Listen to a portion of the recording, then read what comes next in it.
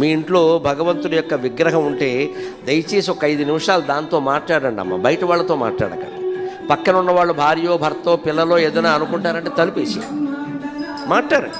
దేవుడి విగ్రహంతో మాట్లాడి మీ బాధలు దానికి చెప్పుకోండి. సుఖాలు కూడా చెప్పండి. సుఖాలు కూడా అమ్మా కరుణించావమ్మా, ఇంకేమిటి, నీ కరుణ ఇట్టులుండునా, నీ కరుణ ఇట్టులుండునా. నేను మా అమ్మవారితో మాట్లాడినవే పద్యాలుగా అయ్యాయమ్మా.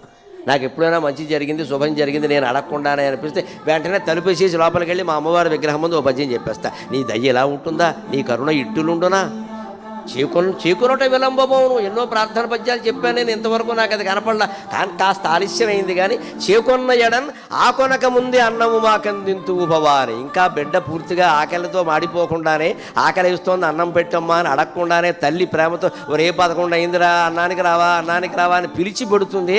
అలాగ నువ్వు నిజంగా అనుగ్రహిస్తే పిలిచిస్తావమ్మా, మేము అడగాల్సిన పనే లేదు. తల్లి నీకు నమస్కారం.